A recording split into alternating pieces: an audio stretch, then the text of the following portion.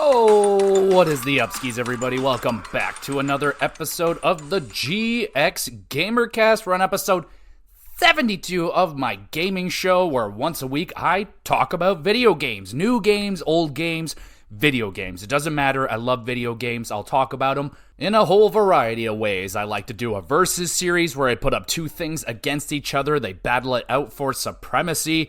Old retrospectives, current reviews, and that is what we are doing today. I will be reviewing Sea of Stars, a very popular and very looking forward to RPG coming out, and oh my goodness. It didn't disappoint, but before we get into the Sea of Stars review, let's talk about what I have been up to over the last week or so.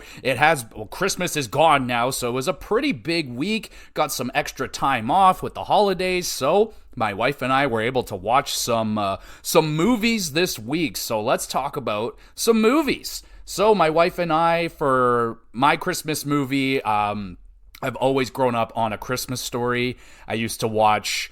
They used to put it on TV all the time for 24 hours straight. Christmas Eve, they just have it on all day, and I would watch it all day long. Some Christmases, they would have it on for 48 hours, just 2 days straight. And man, I would say 60% of my Christmases, I always have A Christmas Story in the background. But I didn't watch that one this year, not yet anyway. I watched A Christmas Story Christmas. So it is the sequel, in a way, to A Christmas Story, the old legendary classic. And I watched this for the first time last year. Was absolutely blown away at how good it was. My expectations for this was extremely low, but I'm a massive Christmas Story fan, and this one, A Christmas Story Christmas, is awesome. It may be better than the original. I love all the little nods to the original movie, and I watched that one this year while my wife and I were doing our Christmas, opening up presents and everything. A lot of fun, and yeah, man, that's a really good movie right there. I was blown away. They got almost all the original actors. Obviously, some of them are not with us anymore and couldn't be in the movie, but awesome cameos, tons of love thrown into that movie. It was so much better than I could ever have expected. So, A Christmas Story Christmas, really good Christmas movie. And now, not Christmas movie, I actually got a horror movie in here, and that movie is Talk to Me. I've been extremely excited for this movie. Saw the reviews for it, heard the premise of it, sound very, very cool. And it finally dropped. I think it was on Netflix, so I watched it with my wife, and it was really cool, man. Really cool horror movie where they have this hand. There's this fucking evil hand, and when they grab onto it and say, "Talk to me," someone from the dead appears, and yeah, and if you say, "Let me in," you can kind of like experience their death or something that was going on with that person. Obviously, things go very not good, but this was a really good movie, man. It may not be my favorite horror movie of the year, but it's up there for sure. The concept was really cool.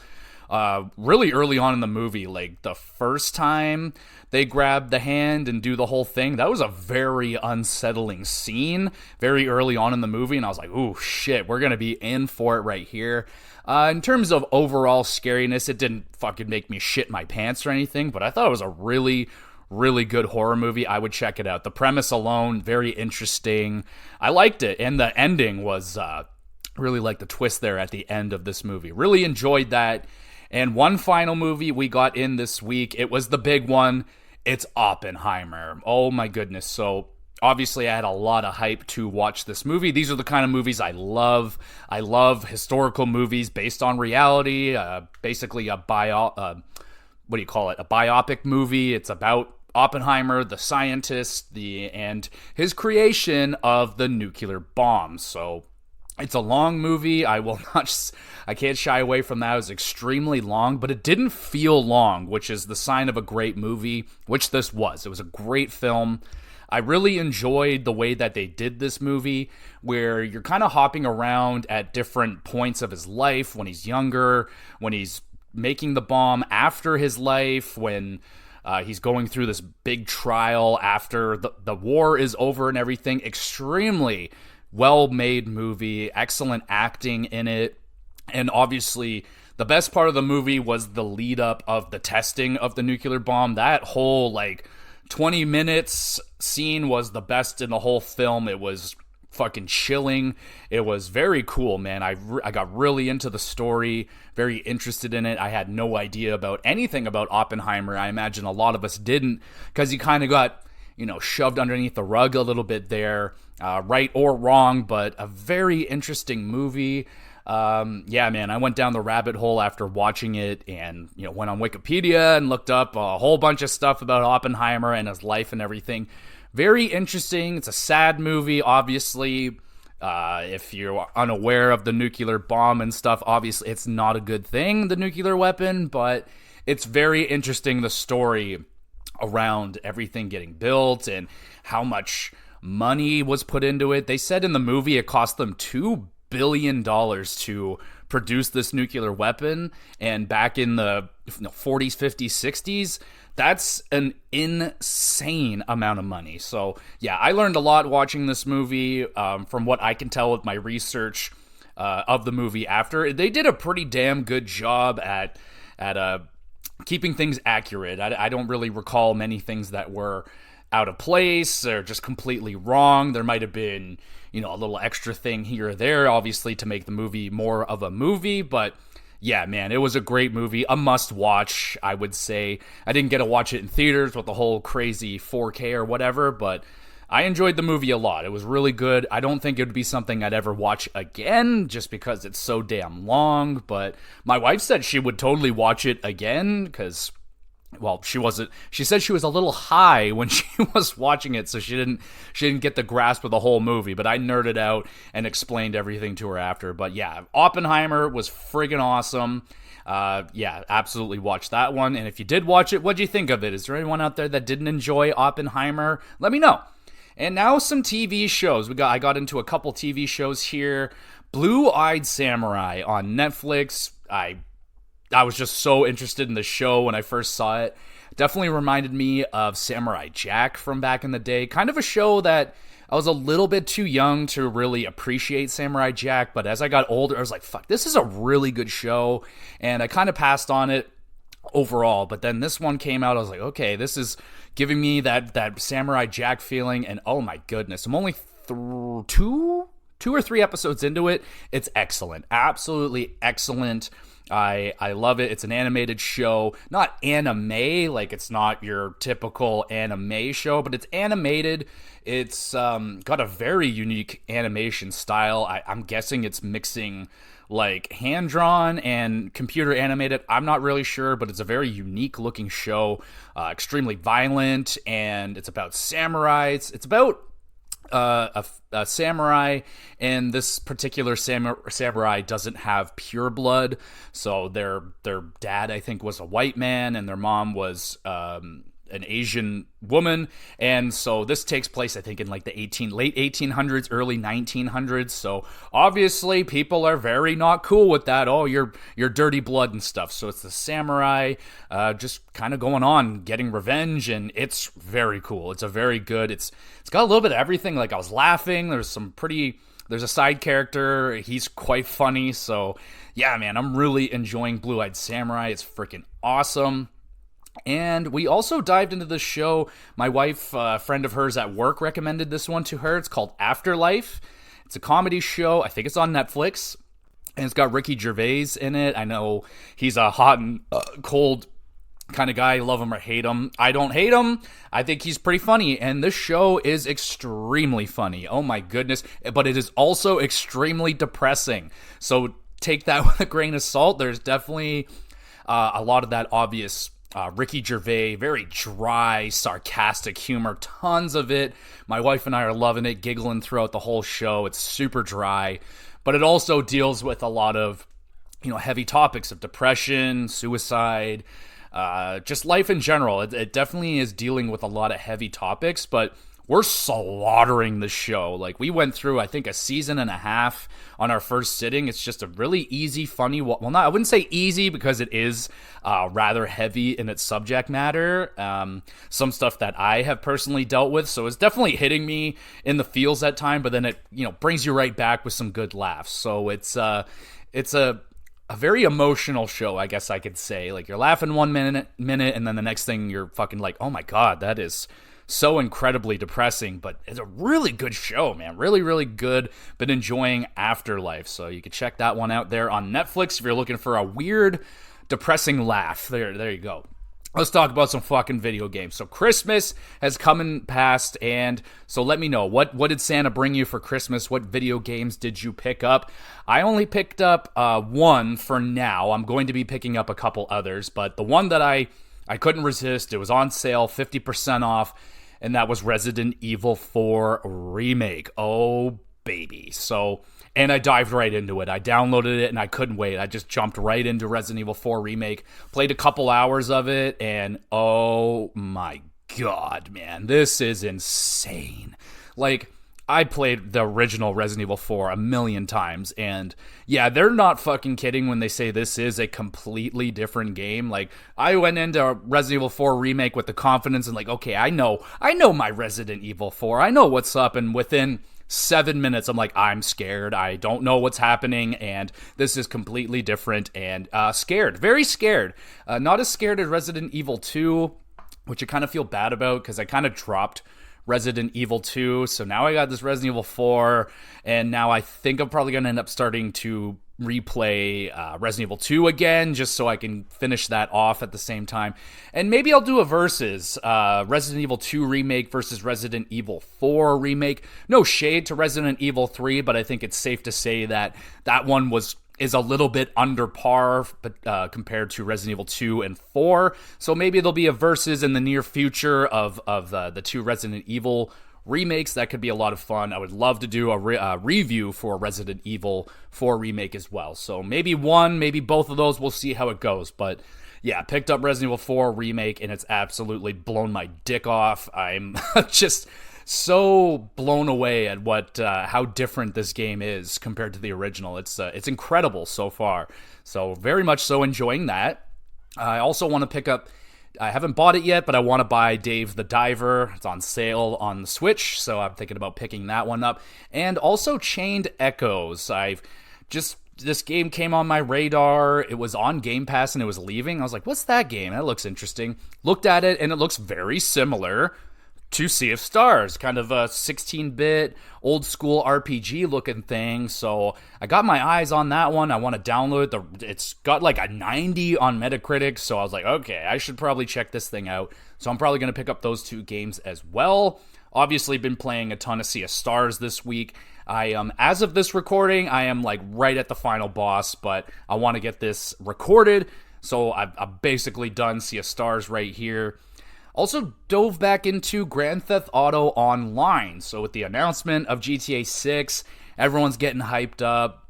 They're doing some updates on Grand Theft Auto 5. I saw the homie Kyle was playing it, and I was like, shit. So I downloaded it. Took 11 years for it to download, and I had to move a million things just to fit this fucking game onto my Xbox, but finally did.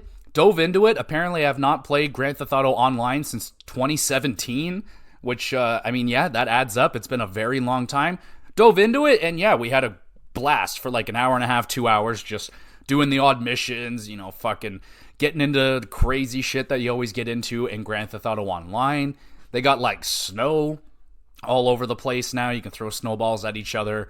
The roads are covered in snow, so my buddy and I were doing a tow truck mission, and we're just driving the tow truck around, and he's taking this fucking turn, and the snow we just went straight off of a mountain, fucking into the water, dead. Like, oh my god.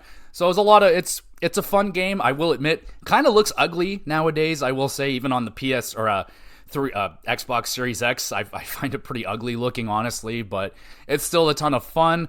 And I've been playing a little bit of Modern Warfare 3, the campaign. I wanted to try and finish off the campaign before end of the year so I can get a real final score for Modern Warfare 3. The campaign's been fine so far. It's got this like open world thing going on where like some of the missions are linear, in some of the missions. They're like, okay, here's this big area and just go around and do. It's not bad. It's just annoying. It's like every game's gotta try it. Try an open world this. Like Halo did it and it was fucking terrible. I hated it.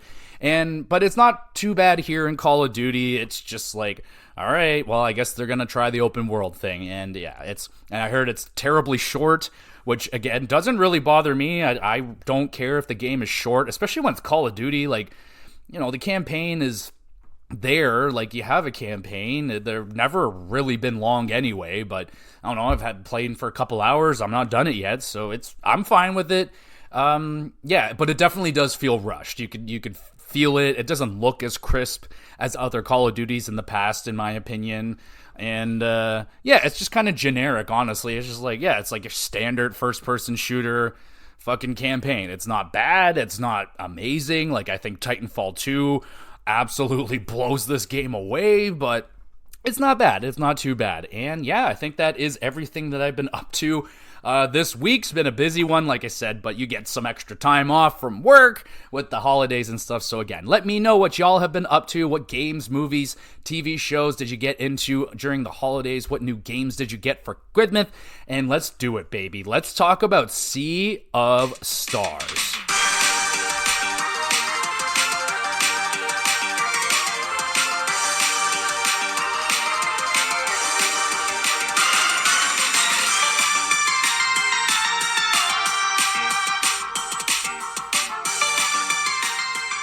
Okay, Sea of Stars. I was very, very excited to get into this game. I wasn't expecting to get into it this year, but I had enough time and I squeezed it in. And boy, howdy, am I ever happy that I got this game in. The buddies, or the homies from the Optional Boss podcast have been talking this game up for quite some time. Way back to when it was getting kickstarted or whatever the hell it was. People put in money for this game, and if you attributed to this game, you would get your name put into it. There's a little graveyard sort of situation in this game, and your name would be put into that graveyard. I thought that was awesome.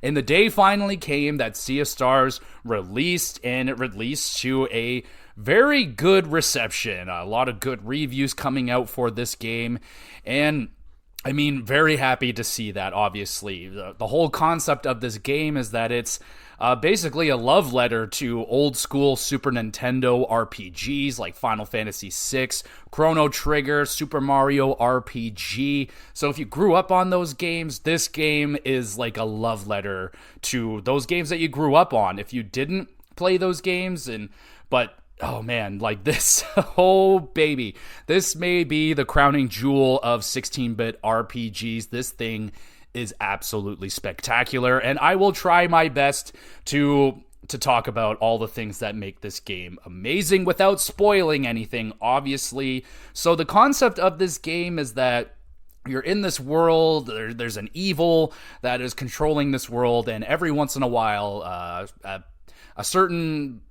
a baby will be born under the solstice or some fucking sun or moon, and they can be, they can grow up to become these solstice warriors and save the world. So you are playing as two solstice warriors, Zale and Valerie, and your goal is to stop the Fleshmancer from destroying the world or making it evil and doing its evil thing that it's doing. That's the simplicity of the story without going into any major details. But this game, like I said, it's a 16-bit RPG. And oh man, the graphics in this game, let me tell you, absolutely stunning looking game. If anyone is familiar with Stardew Valley, very popular game, looks very, very similar to that. I immediately got that the second I started playing it. Even my wife, she came by, she's a Stardew Valley fan, and she was like, oh, that looks just like Stardew Valley. I'm like, God damn it, that's exactly what I said. So yeah, it has a great looking art style filled with colors, and oh my goodness, this is an absolutely stunning looking game. I know it's not, they're freaking AAA or anything, but in terms of a 16-bit, this is this is one of the nicest, if not the nicest looking 16-bit game that I have ever played. tons of locations to go around. You have a big world with a bunch of islands on it, and each island's got like a totally different theme going on with it. You got graveyards, you got forests, you got there's so many places to go. There's so many beautiful looking places. One of my favorite places that I went to in this game, I think it's called like Coral something. It's like a beautiful beach area. Let me see. I got it written down here. Coral Cascades. Oh my goodness. You go there, you got the colorful coral, you got the beautiful blue waters and everything. There's a really nice town too. I think it's called Brisk. Before something terrible happens in Brisk. It's a really nice, like, portside town. Oh, man, I just love all the areas in this game. Like, and the overworld, too. Like, you go into the main big islands and stuff, you go into it, but when you come out, you got, like, an overworld classic, too, like your Final Fantasy VI and Chrono Triggers and stuff. Even that is really nice looking. Like, it's definitely not as detailed, but when you come out, even like the overworld is very detailed still. There is a lot going on. There's like this huge fucking like mountain on the world, and there's this huge like dragon curled around it sleeping. And when I first saw that, I was like, holy shit. It almost feels like God of War, like the 2018 game where you got the big fucking snake thing out there. Kind of reminded me of that, but oh man, this game is stunning. So much color to it. It's just nothing looks the exact same. Like every area is very, very different from each other and themed, and I very much so like that. They also have some animated cutscenes every now and again. There's a handful of them. It's not extremely common. You're not seeing these things all the time, but when they happen, it's nice. It really brings another level to the game. It gets you a little deeper in there so you can kind of see the characters moving in more detail. So I really enjoyed the little animated cutscenes that they had in this game. Sure, I would have loved to have seen a few more of them. That would have been great, but whenever they came by, I was like, oh man, this is fucking sweet. And more of a gameplay situation here, but oh man, so you have like these ultimate moves, and whenever you pull off the ultimate move, obviously it's a big fucking situation. It's very cool. They kind of turned, like, it's sort of a cutscene, but not really. The first one that I saw was the Vespertine ultimate attacks, like this big ship, and it just fucking, it cuts over, you're out in the middle of the ocean, this big fucking ship in the middle of like a storm, and it's just firing off its big cannons and stuff. I was just like, oh my god, that is so freaking cool looking. I love the look at this game. That, you know, that's all I could really say about it. It's a gorgeous looking game, looks awesome oh man, it is good looking. But what's even better than that, man, the freaking music in this game is immediately goated. This is one of the best catchy soundtracks that I have heard in quite some time. Just have a listen to some of this shit.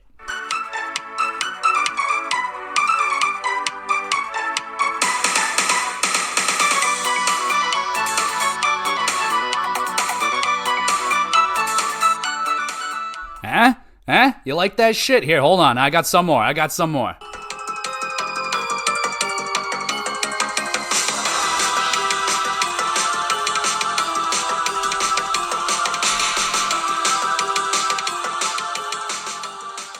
You want a little fucking boss music? I got you covered. Check this out.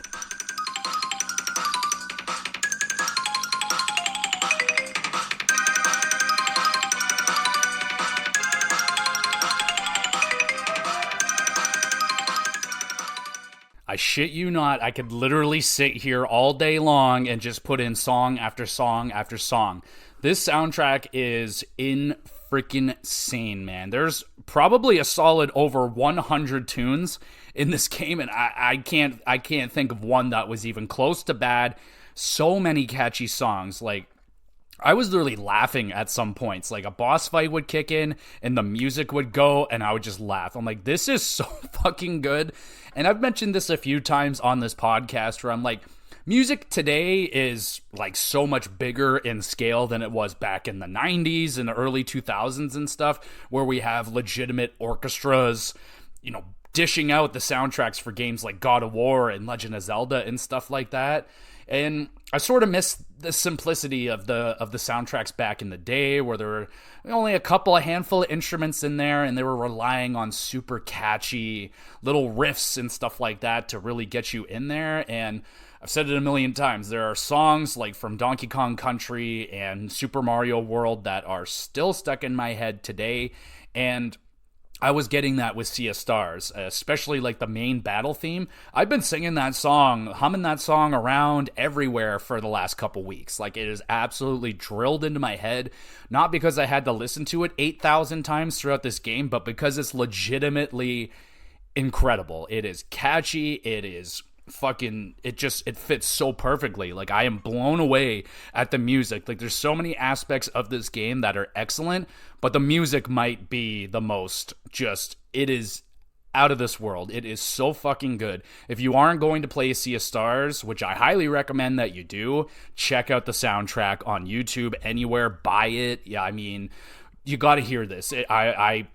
I love soundtracks in video games, and it's going to be an extremely tough one to select what game had the best soundtrack this year. I have heard a ton of incredible music, but this game is holy shit good. I mean, wow. So hopefully I sucked the dick of Sea of Stars music well enough. I mean, I cannot do it justice. I will throw in as many songs as I possibly can throughout this, because there's so many to choose from. There is literally, this list that I'm looking at is immense. And I just banged off and listened to about 30 songs, and I was like, any one of these is awesome. Like, there's going, like, someone that's played this game is gonna be like, oh, you didn't have that song put in there?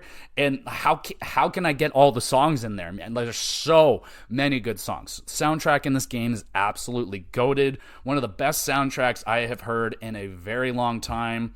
And it's been a really good year of soundtracks. Like, not to take away from other games, but this one is special soundtrack right there. And then you get a good cast of characters as well. Not going to go through everyone, because there might be some sort of spoilers. You get a good cast of characters. Like, you're not just stuck to 2 or 3 people. You'll have, like, I think there's 6 or 7 total party members that you'll have coming in and out of the party throughout your storyline. So, but the 3 main ones are Zale, Valerie, and Garl. And dude, let me just spend some time with Garl right here. Garl, god damn it, man. Garl, not only is this guy the homie, this guy is like a god walking among us. This guy is so good. He is such a good-natured fucking person. We need more Garls in the real world, man. I wish there was more people like this guy in the real world. I love him. He's a big cuddly teddy bear that only wants to do good and be with his friends and spread cheer and happiness throughout the land. And no matter what gets thrown at this guy, he just bounces back with a smile on his face. Garl is incredible. What an incredible character he was, and almost all the characters in this game were really good, but by far, Garl had the most, like, just, you end up loving the guy. Like, he's just so good. There's nothing you could, like, at first I was like, oh, okay, he's just gonna be kind of maybe the comedic guy, like the doofus who's kind of funny, but there's so much more to Garl and his story, and goddamn, man, I really like Garl. He was probably my favorite character, but they're all really good. There's a great cast of characters here. Each one of them's kind of got a little story going on. You can go down their little story path and get the full story of what is going on with each and every character if you'd like to. You don't have to. So with that being said, graphics are insane. The music is insane. How does this game play? How is it a fun game to play? Well, it most certainly is a lot of fun to play. So in terms of the gameplay, it is very reminiscent of Super Mario RPG. Not as simplistic as Super Mario RPG, but it's using that timed-based system where if you hit your attack at the right time, you'll do some bonus damage, and the same thing goes for when you are attacked. If you time it properly, you'll block it and you'll not take as much damage. So I think that's almost like a must, or you need something like that in your turn-based RPGs nowadays. It's really tough to be a turn-based RPG if you don't have something like that going on where you're keeping the person engaged. They're not just like going through menus saying attack and sit there and watch the attack. Not in this game. You're very much so engaged with the combat. You don't have to be. Again, like, they give you a lot of options with it. Like, there's even to make the game easier, there's certain options you can turn on where it makes things a lot easier. It'll make it super easy to detect if you are on time or off a time. So there's a whole bunch of options like that. If that kind of combat style isn't your thing, I know not everybody has great timing, and some people struggle with that kind of combat, but Sea of Stars does a really good job at adding in some extra things to make the game a little bit easier, and they even have some things to make the game a lot more challenging. Now, I didn't do that. There's certain things that can, enemies are like undamageable while they're revving up their attacks or something like that. I didn't try that. Obviously, you can have them have more health and do more damage and stuff, but I found the difficulty of this game very good, very balanced. I didn't have any extreme challenges or just incredibly hard boss fights where I was like, what the fuck is going on here? There was nothing that I was like, oh, this is so painfully easy, like I'm bored over here.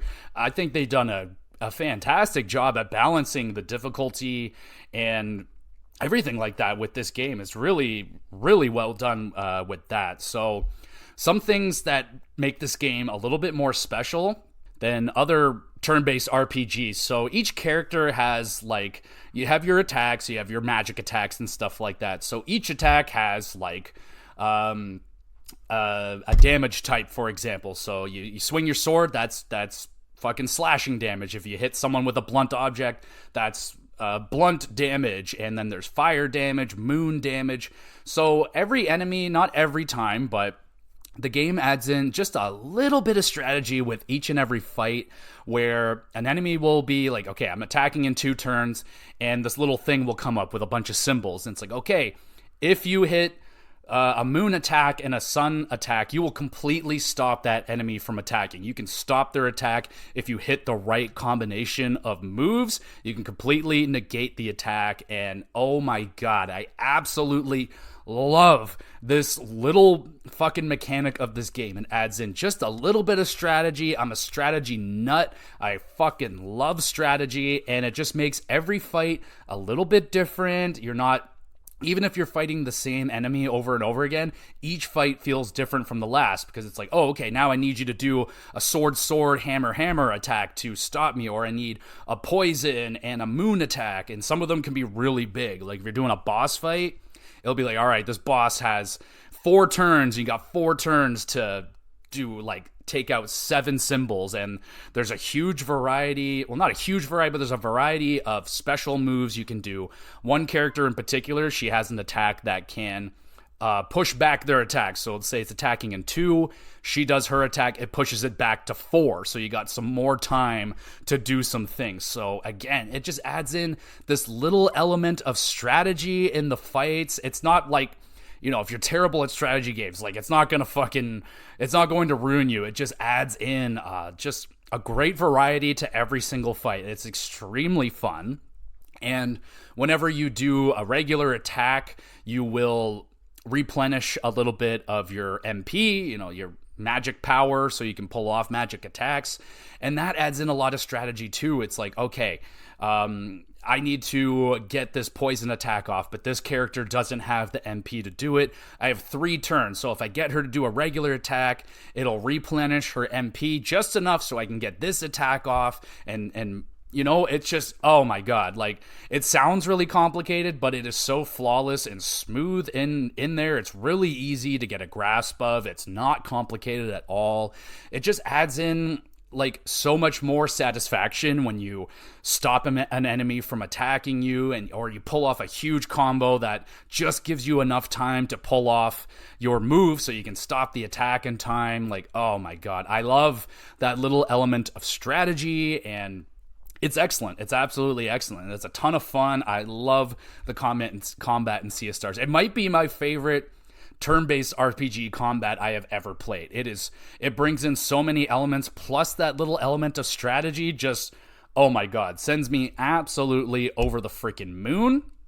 And on top of that, whenever you do attacks, you're also filling up. There's a combo meter and an ultimate attack meter. So you got like 3 bars for your combos. You get a whole bunch of combo attacks that you can pull off with a whole variety. You know, you can do it with Zale and Valerie. You can do it with Zale, Garl, and Valerie. There's a whole variety of these combo moves, and they'll pull off a variety of what's type of attack. So you can use that. There's healing and all that. So when you attack, you're filling up your combo meter, and you can pull off good combo attacks, which come in handy. The one that I used all the time was just a healing spell. It's 2 bars of your combo, and it just heals everybody. I'm like, all right, that's extremely useful to have in the back pocket. You can obviously you'll have healing items you can cook in this game. You'll come across campfires. They're basically your save point, but you can also cook meals at the campsites, and they give you a great variety of bonuses, and you'll be unlocking different recipes throughout the game, getting better bonuses. And it's great. You'll be finding, as you're going through the levels and stuff, you'll find, it's like, oh, there's a tomato bush, there's some berries over here, potatoes. You can go fishing. The fishing in this game is a lot of fun. It's similar to Stardew Valley a little bit. It's not as hard as Stardew Valley's fishing, but it's similar. You just go out there, you cast your line towards the shadow, and you catch the fish. You can release them, or you can chop them up and get yourself some fillets and stuff like that, and so you can cook some food. I really enjoyed that. One little thing that I forgot to mention while with the combat, you can also swap out party members whenever you want. So when your party does get bigger and you have like 4 or 5 people, let's say that your MP is empty, or maybe your health is even really low, you could swap that person out on the fly for someone with more health or a magic attack that can really help you out. So that also really helps out. I love the fact that I can change them out. It doesn't cost like a move or anything. I could just swap them out. If I made a mistake, I could swap them back out again. There's no problem with that. So I really like that as well. And again, adds just a little sprinkle of strategy into this combat system that I absolutely adore. So the level design is also really freaking good and so smooth, so very, very smooth.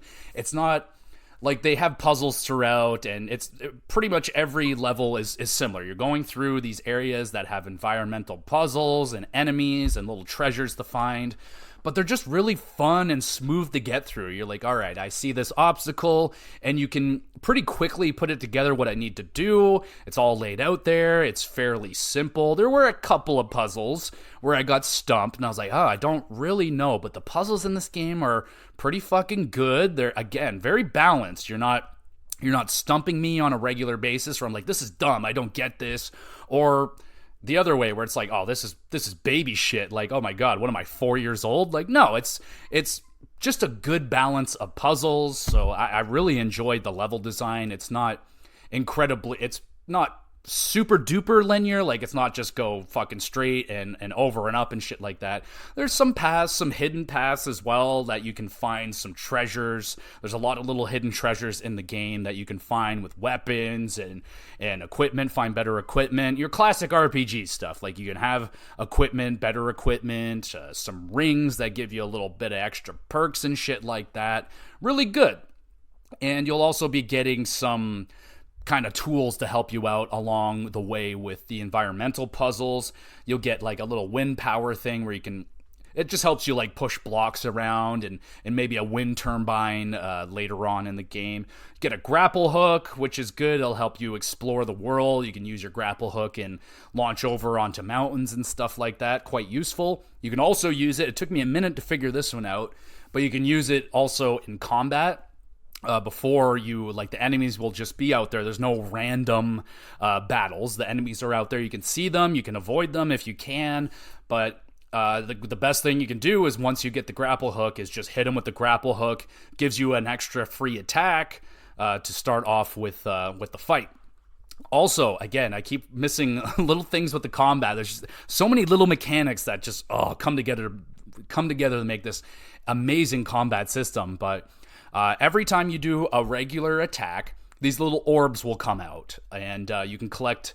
There's like 3 things of orbs. You can only have 3 orbs on the ground at the same time. So you can absorb the orbs, and it'll turn your regular attack into a special attack. So, for example, Valerie, she is a lunar warrior, so if she absorbs one of the orbs, it'll give her regular attack, smashing, and the lunar ability. So again, if you are out of magic, for example, and I need a lunar attack on an enemy, if I have the orbs out there on the ground, I can use an orb and it'll give me a magic attack. It took me a minute to figure that part out, that's how that actually works, but it adds even more strategy. If you are planning on playing the game or you're playing through it right now, always keep some of those orbs on the ground just in case you need a special attack. Like, don't use it all. Like, if you have 3 on the ground, just use 2 of them. That's what I did. I always tried to make sure I have at least 1 orb on the ground just in case I need to pull off a special attack. That would generally get me out of a lot of binds. So just, again, another little sprinkle of that strategy in this excellent combat system. Already talked about cooking meals. You can cook the meals, find a whole bunch of recipes and shit like that. There's this fun little mini game that they have in most of the major towns and shit like that. There's this game called Wheels. And it's hard to explain, but it's kind of like Yahtzee. So you have like 5 wheels and you roll, and it'll give you so many symbols. And you have to match up you don't have to match up the symbols, but it's like, all right, there's like an attack symbol, there's defense symbols, and there's like 2 variety of attack symbols. And you just want to match it up to try and get the best attack. It's like, all right, I have 2 oranges. I'll lock in the 2 oranges. Roll the 3. All right, I got 2 more oranges. I'll lock those in, and then bam, I get a nice orange attack. It was fun. I was terrible at it. I think I won like 2 wheels matches. I feel like, I don't know if I missed something. Like, I only had 2 pieces, like 2 major board pieces that I can use. Other people were using different kinds. I'm like, where do I get those kinds? They seem way better than what I have. But Wheels was a fun little side game. I quite enjoyed Wheels. It was pretty freaking cool. And then they have a whole bunch of like side kind of content. It's a kind of hidden in a way, and it is, I will say, it's one of those games that it's like, oh, here's the ending, but then here's the true ending. Me, I hate that shit. I absolutely hate when games do that to me, especially when they don't make it very clear that there is and isn't a true ending and what I need to do to achieve that ending. So, for example, Sea of Stars, they want you to do everything. They want everything done. They want you to collect all the things. They want you to do all the side missions, get it all done. And I'm not going to be able to do that. There's these conches that you have to find, and I think there's like 60 or 70 of them, and I thought I was doing good. Like, I handed in mine. I was like, oh yeah, that's 25. There can't be that many more. And they're like, yeah, there's like 60 more. I'm like, all right, I'm not doing it. So I'll just be watching the real final ending or whatever the hell. I hate when games do that, especially when it's a big game where, you know, I don't want to have to go through the whole entire game again and just to get the real ending. I think the real ending should be there, and whatever extra ending you want, just have it be a fun, weird ending. Don't hide away the real ending of the game. I have to ramble about that because I fucking hate when they do shit like that. Really don't like that. But again, I'm not done the game, so I don't know if that is 100% the case. I was trying to read ahead without spoiling anything, and that does kind of seem to be the case. I looked it up, like the checklist of what I need to do to get the true ending, and it basically sums it up. It's like, you got to do everything. You got to get everything.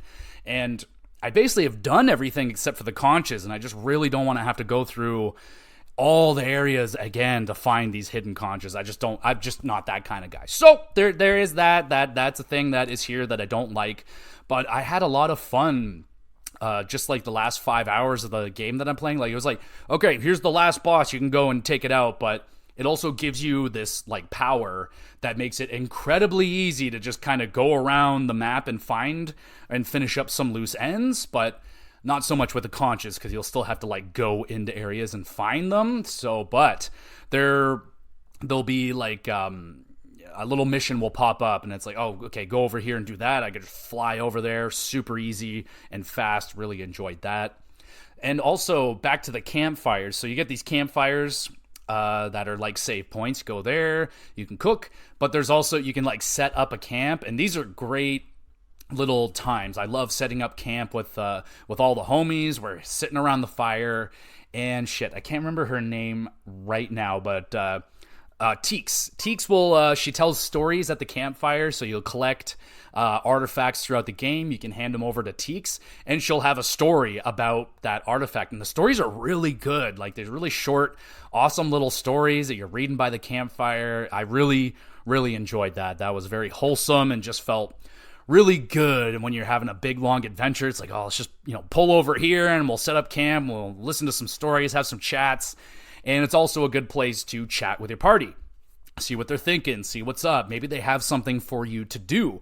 And that's what I was finding a lot with the late game. I'd go camp and I'd go talk to someone. They're like, oh, I got this thing going on. You're like, oh shit, let's go do that thing. And then we go do it. So that was a lot of fun. There's a good amount of side content to this game as well. And there's a cool little time, like I said, there's a town you go to, kind of gets destroyed. It's okay. But then like some other people, they go off and make their own little town. And in a way, you can not really customize it, but you go there and you help them build it up. You can find little plans to build shops in the town, and you have to go around to other cities and villages and find people to come run the shops. Now, I haven't found them all, but it's pretty cool. I like the town's called Mirth, so you go in there, and yeah, it's pretty cool. It's sort of a custom town. Like, I opened up like a fishing shop there, so I can go and fish at the town. It's pretty cool. It's a good hub. Like, I can go there. There's a whole bunch of fruits and veggies and resources that I can grab there. So that was pretty cool. There's a good amount of side content. I will also shout out the boss fights in this game are excellent. Absolutely excellent. I love the boss fights in this game. One of the earlier parts of the game, the Necromancer, Romea, whatever the fuck that name is, but her lair was a ton of fun. She was a ton of fun. Like, she's a very funny, over-the-top boss character, and I got to visit her in a later part of the game as well, and she was just as funny then as well. I did get to go visit that, it's called the Ancient Crypt, and that's where they have all the gravestones of all the people that attributed to this game, and it is vast. There's just hundreds, probably thousands of little gravestones of people that contributed to this game. So well done for the developers of this game, the publishers, whatever, for putting that into the game. That is very respectable. I really enjoyed that. I was going around just looking at, they have like some big statues in there, and I don't know if that's people that paid a little bit more money to get some really fun statues in there, but that was a cool little area as well. Now, the game runs smoothly and everything, but I did have one moment where I really did think I broke the game, basically.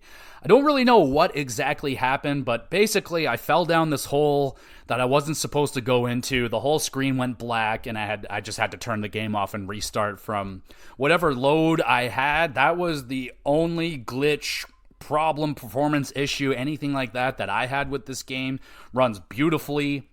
The only thing that, like, honestly, this game really doesn't have a lot of problems with it. There was only one enemy in the entire game that annoyed me, and what is it? It's one of the robotic enemies, and it just puts shields on people, which is really annoying, and it's a really powerful shield. You got to do a lot of damage to finally take down the shield and then finally kill the enemy behind it. Oh, and it was always like, it would never give me an opportunity to stop it. It's like, all right, you got one turn, try and kill me. And it's like, I can't fucking kill you in one turn. And then it launches off the shields, and I'm like, fuck, that's annoying. That was like really the only annoying enemy. Everybody else was a ton of fun. There was this kind of a tournament that I had to go through for a certain character, and you're going through the tiers of the tournament. It was like a gauntlet, but I thought it was really fun. You go through a couple enemies, fight a boss, go to the next tier, and so on and so forth till you get to the final tier, and you take on this really cool boss. And man, all the bosses were so fucking cool, man. Like, a lot of them look really awesome. Like, all the boss designs were really cool. A lot of them had these like really awesome little gimmicks that they were going on. One that I really liked, it was Sarai, whatever you want to call her. She's one of the party members. Her final like quest line thing that I did with her ends with a really fucking awesome boss fight. Looked really awesome. Yeah, man, there is a ton to like with this game. So I think that's essentially it. Like, I really don't have anything much bad to say about this game. So let's sum it up. Let's go through the non-existent cons and the pros of this game. I'll score it and I will send y'all on your way. So in terms of the cons, like I said, there really isn't anything that makes me upset or anything. Like, the music is amazing, the graphics are amazing, the combat is a ton of fun, the characters are excellent, the story is really good. I mean, there's so much to like. There may be a handful of annoying enemies now and again, and maybe some of the backtracking isn't a lot of fun. Like I said, like, going back and getting some of the conches, I was doing some of that stuff. Like, all right, I'm gonna go back and do this thing. There was a certain guy that I had to go back to in a graveyard, and that was just kind of a fucking pain in the ass. Like, I had to go back into the graveyard, basically go through the whole thing again to find him. Found him, gave him the thing I forgot to give him, and then go do a boss fight, come back. He's not in the same place anymore, so I'm going around looking for this fucking guy. I'm like, where the fuck are you? So some of the backtracking, I can imagine, is going to be a little bit tedious. And again, I don't want to do it because it already seemed to be a little bit tedious going back and doing some of that stuff. But again, I have to compliment them or whatever, because they did a good job at making it easier to go back and do that backtracking. With at the end of the game, they give you like a flying ability. Basically, you can fly and go wherever the hell you want. So, and that part of the game also is really awesome. When you get that ability, you finally, like, there's a bunch of islands that you can't get to, and you're like, what the hell is going on with that? And finally, like, once I get the flying ability, I'm like, oh, I can go to this place and that place. Really opened up the game. And it was really late in the game. Like, we're basically end game when this opens up, and it just added in like an extra, I don't know, I was running around for another 4 or 5 hours, like, kind of cleaning up these side missions and going and checking out these final islands. But yeah, I can see that some of the backtracking might be a little bit tedious, but I really don't have a lot of bad things to say about it. What I like about this game, the combat might be the best combat I have ever played in a turn-based RPG. Ton of fun. Love that little touch of strategy in every fight. Just, oh, so good. The level designs, I think, are really smooth and fun to get through. Music, forget about it. This is one of the best soundtracks I have ever fucking heard in my life. It is so good. There's so many good freaking songs, man. Like, I can't do it justice. Just look it up on YouTube and just look at the track list. There are so many freaking songs in this game. I'm blown away that they have this much amazing music. Boss fights were all a lot of fun. The graphics and the art style are excellent. I enjoyed the characters, and the story of this game was really freaking good. All said and done, man, I want to... I think I'm going to have to do it, man. I'm debating on a 9, but I think I'm going to give Sea of Stars a 9.5 out of 10. I mean, it's not a very expensive game. It's not your AAA level of price. You can get it very cheap. It's on Game Pass and PlayStation Plus, right? Or PSN Extra Plus, whatever the fuck. So you can play it on there. That's where I played it on PS5. It's an incredible bang for your buck. It might be my favorite turn-based RPG of all time. I mean, it's really going to make some of the older turn-based RPGs a little bit hard to go back to because they're so simple, and this game just brought out... they really just... I don't know if there's going to be a turn-based RPG, 16-bit style that will top Sea of Stars. It's going to be really tough. Maybe that Chained Echoes is going to be it. I don't know. I'll have to check that one out. But I'm giving Sea of Stars 9.5 out of 10. This game is amazing.